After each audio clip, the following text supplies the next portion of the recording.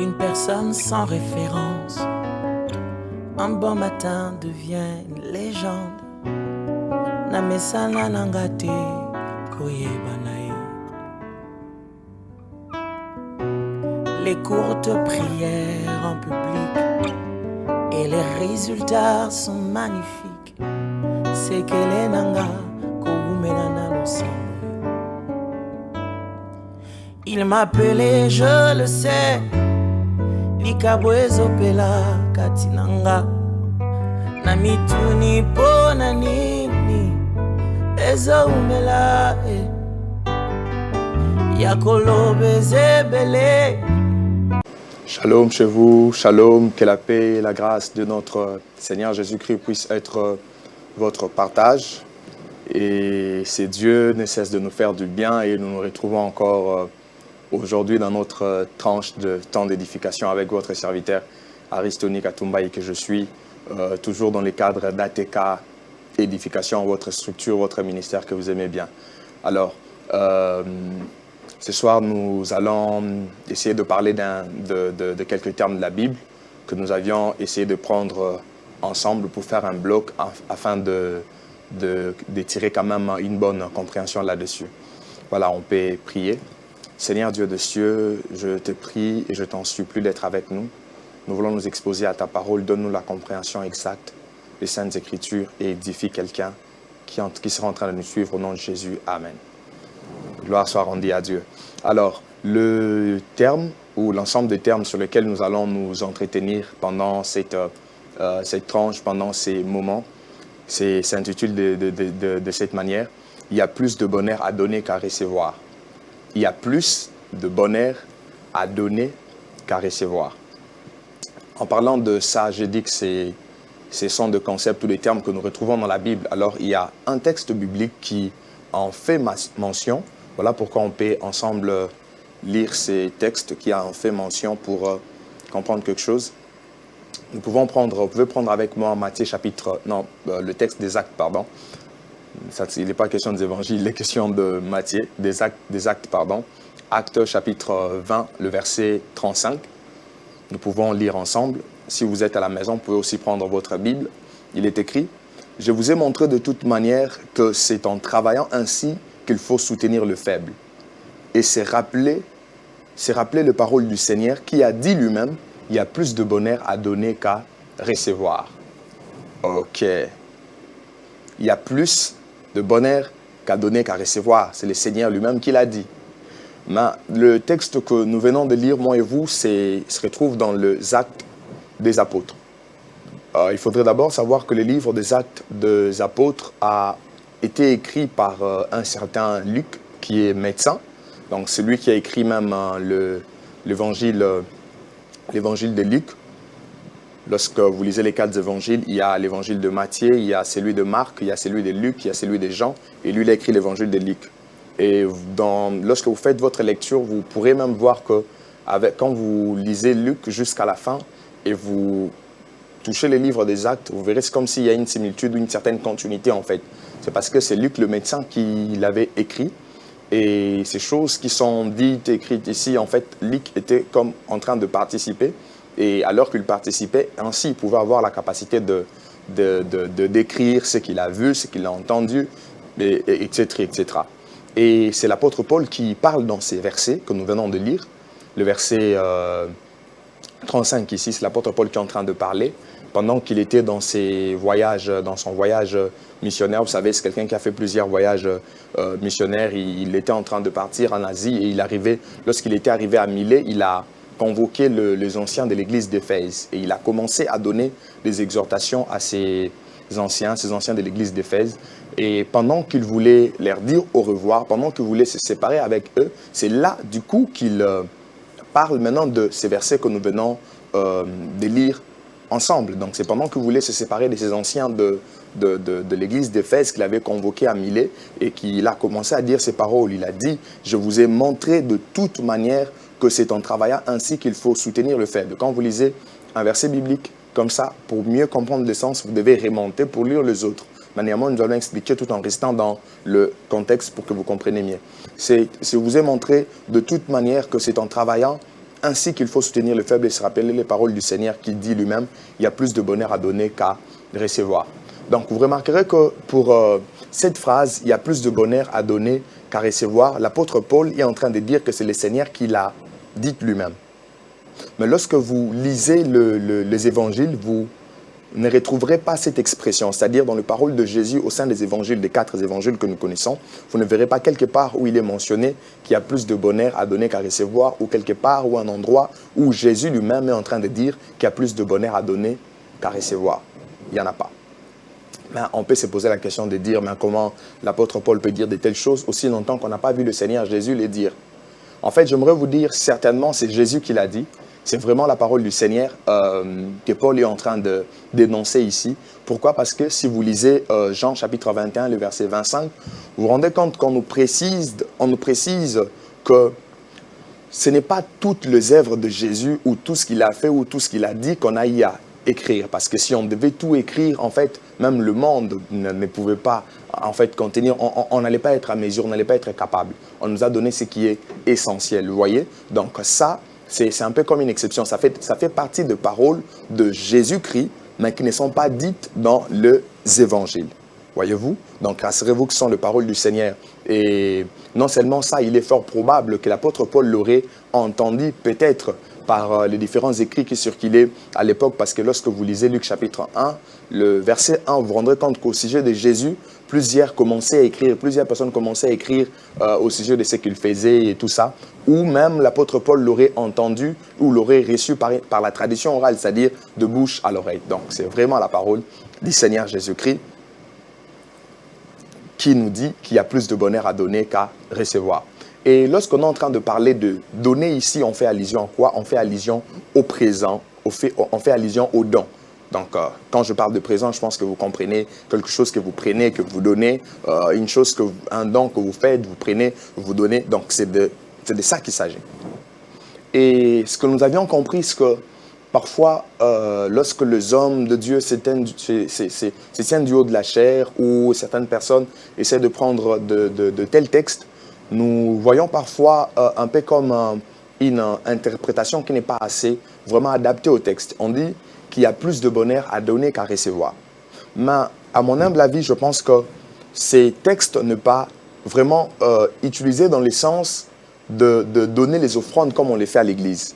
Dans le sens où nous nous retrouvons dans un culte, nous sommes là, et nous avions eu le temps de prier, on a prêché, on a fait et qu'on sort, et nous sommes en train d'exhorter les gens pour qu'ils puissent donner leurs offrandes, et on dit, on leur donne le passage dans le sens de dire qu'il y a plus de bonheur à donner qu'à recevoir.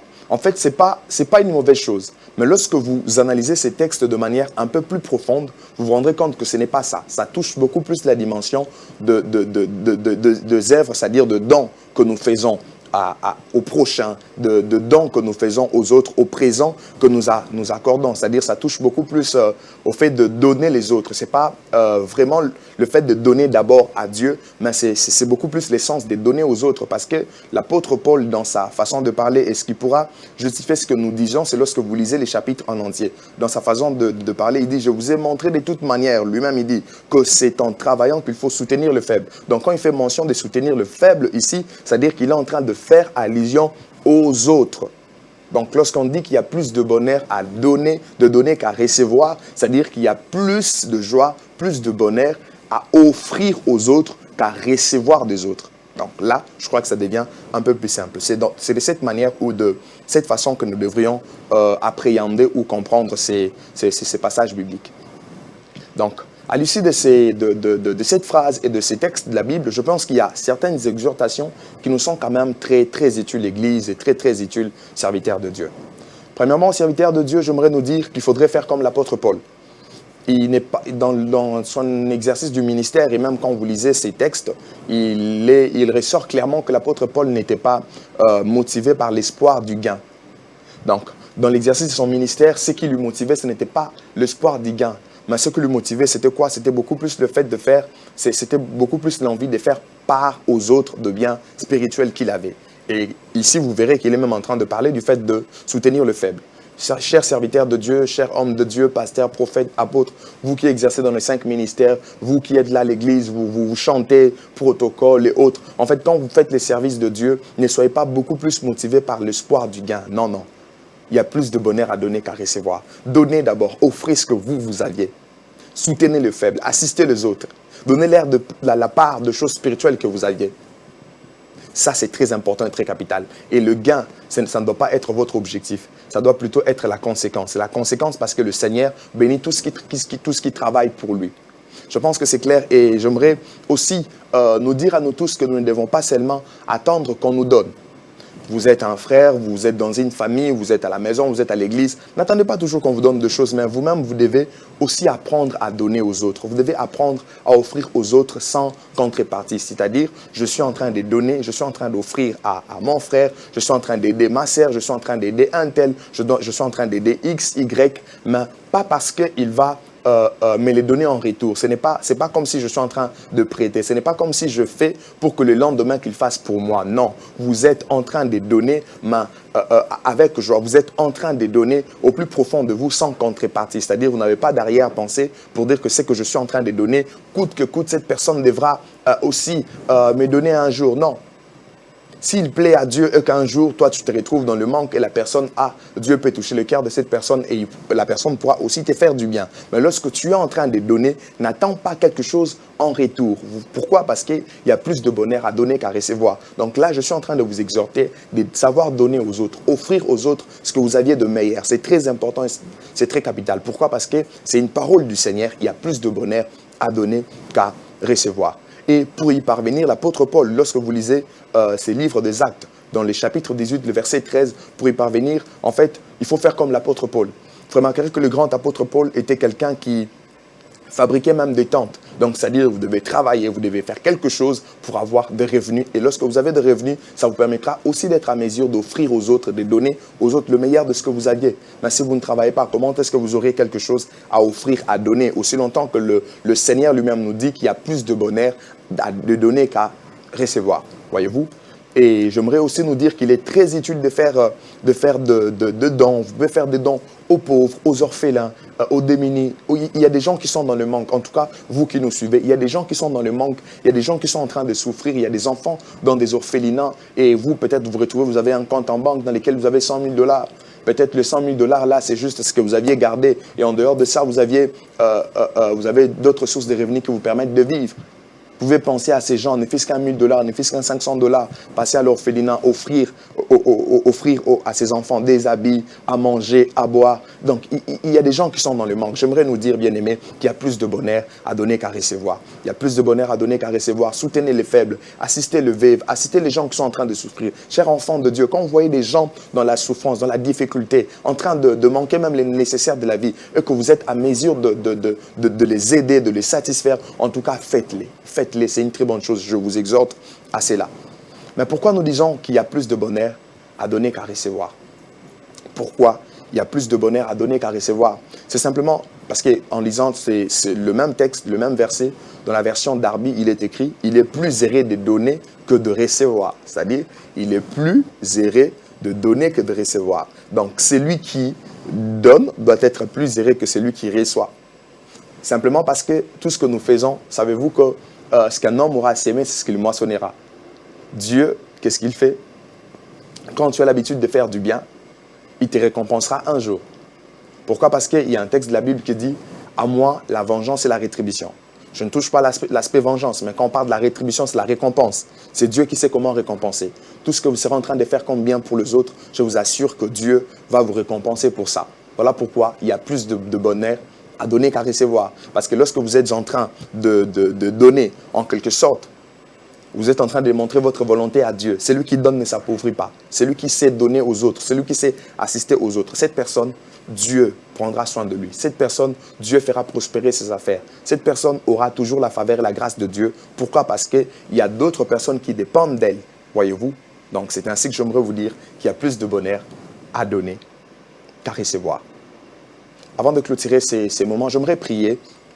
J'aimerais prier contre l'égoïsme. Vous savez, il y a plusieurs personnes qui sont ancrées dans l'égoïsme et qui font même des efforts parfois quand ils donnent, quand ils offrent. Ils ne ressentent pas la joie. Non, non, non. Que Dieu vous aide. Vous pouvez suivre cette prière. Seigneur, je te prie, merci pour ces messages que tu nous as donnés pour nous faire voir qu'il y a plus de bonheur à donner qu'à recevoir. Je prie pour l'égoïsme qui ronge le cœur de plusieurs. Laisse que quelqu'un qui nous suivait, Père, quelqu'un qui nous suivait et qui était rongé dans son cœur par l'égoïsme, Seigneur, permets-lui d'être délivré de cet égoïsme au nom de Jésus. Laisse que tout ce qui nous suit soit affecté par ses désirs, ses soucis, de donner aux autres ce qu'ils ont, d'offrir aux autres le meilleur de ce qu'ils ont, au nom puissant de Jésus-Christ. Et à chaque fois qu'ils seront en train de donner, qu'ils ressentent cette joie, car toi qui sais comment récompenser, tu les récompenseras. Amen. Que Dieu vous bénisse. Gloire soit rendue à Dieu et que la paix soit chez vous dans vos maisons. Merci.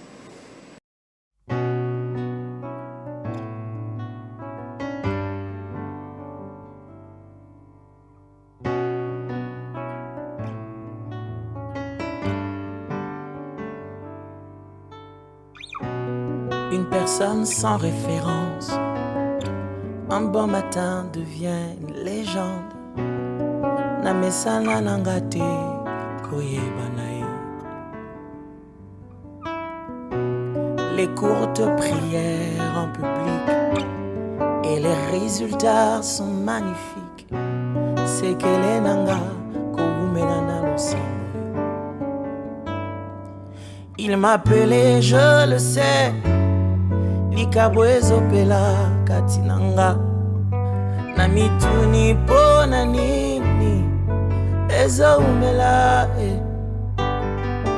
yakolobe zebele